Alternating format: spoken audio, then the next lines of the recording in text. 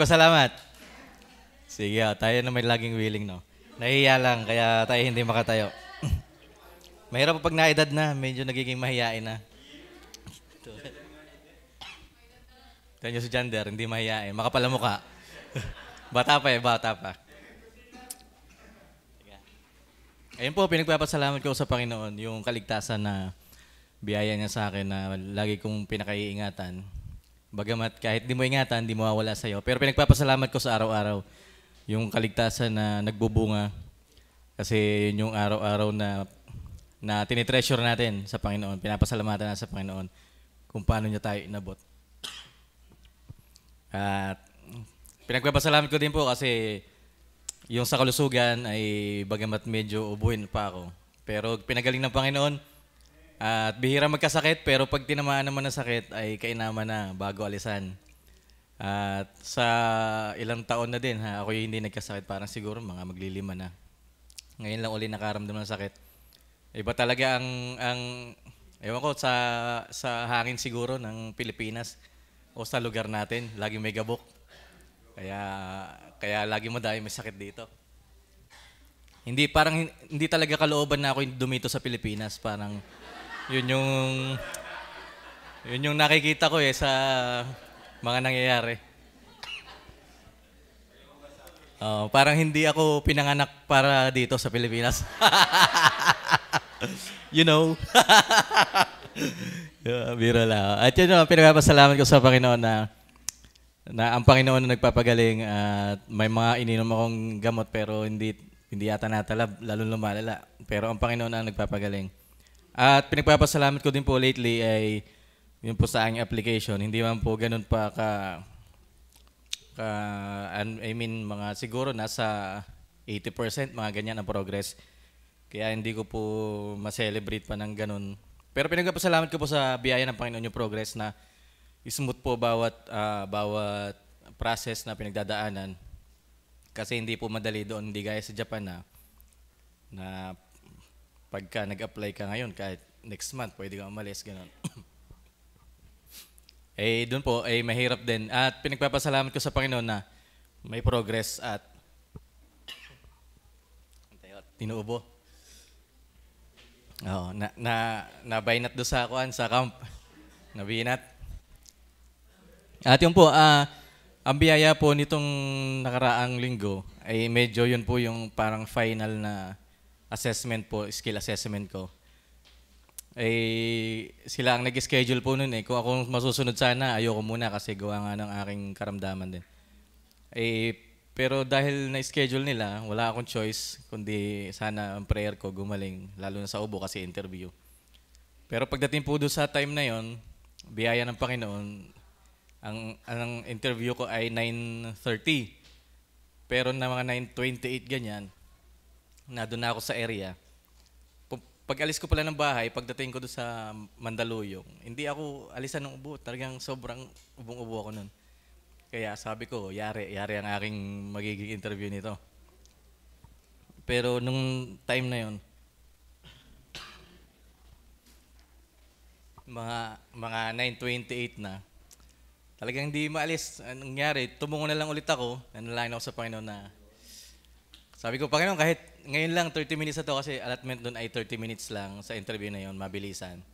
Kahit nga itong 30 minutes lang na ito, ako iyong pagalingin. Kasi imposible namang gumaling mawala agad Kasi nga, ubo may process ng pagaling din ng healing. Kaya sabi ko, kahit alisin lang muna kahit sa loob ng 30 minutes. At sa biyaya po ng Panginoon, sa 30 minutes na yon, hindi ko naramdaman na nangati ang aking ganito, na gusto ko. Dahil siguro sa kaba, natalo na yung ubo ng kaba. Ganun talaga,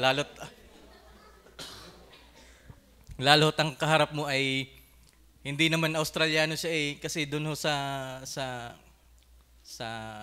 tawag na ton, sa skill assessment na yon.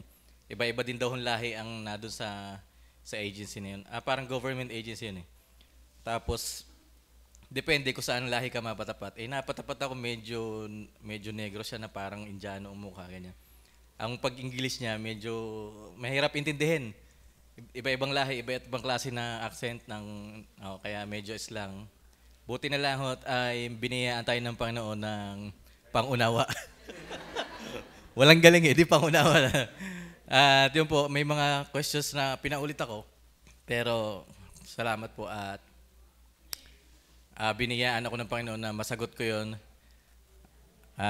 Pag talaga hong tinamaan kayo ng kaba, ang hirap pag-isip. Ang hirap pagganahin ng isip. Kasi laging ang napupunto ng yung katawan ay yung kaba, yung puso mo. Kaya salamat at inalis din ng Panginoon sa halfway ng aming interview. Inalis ng Panginoon yung kaba. Doon nakapag-deliver ako ng ayos sa aking mga sagot. At positive naman ang outcome po, pero may result pa 2 to 3 weeks. Doon pa malalaman talaga yung nung tawag nito.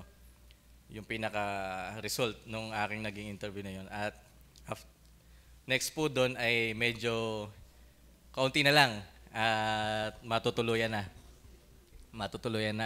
At sana po ay pagpalain ng Panginoon yung aking mga visions, mga goals, especially para po din dito sa gawain, wag pong mawawala. Kung sa kuwan ay wag maagaw ng kaaway, wag malalagyan ng ibang kuwan po. Kundi maging, para po pagdating ko doon, ay naroon pa rin, maging maayos tayo na tagasunod ng Panginoon. Sa anumang, magkaiba man tayo ng pinagagamitan, lahat po tayo ay may gamit po talaga dito sa kanya pong gawain. Kaya po, pagpatuloy lang po tayo doon. Kung saan man kayo nag-exceed, na alam nyong kayang-kaya nyong ipagamit sa Panginoon, hindi naman lahat tayo matatalino, hindi tayo lahat magagaling magsalita, hindi tayo lahat ay mapipera, pero lahat tayo ay may kanya-kanyang, meron kayong mga isang bagay sa inyong buhay na nag-exceed kayo, alam nyo yan. At inyo ipagamit sa Panginoon. Wag lang sa kasalanan. No, pagka kayo nag-excel na sa kasalanan, huwag nyo papagas. Sana na, Ayun po at, ayun nga lang problema. Doon tayo lahat magaling, no? At yun po, salamat sa Panginoon dito talaga sa Pilipinas, ang hirap pagka yung kumikita na kayo, yung dumating kayo sa time na kagaya nito, nagbakasyon, siyempre wala kang pinagkukunan ng income, hindi naman pwedeng matigil yung mga bayarin. Ang gastusin, lalo na sa bahay. Kumuha pa si mama nung alkaline water, 3,000 kada buwan. Kasalanan ni Willie Grace yun eh. Tinuro kami doon eh. Sabi ko sa kanyang ina wala ho akong pira ho eh. Hindi maniwala at ako'y galing Japan. Hindi maniwala talaga eh. Nangyari napakuha ng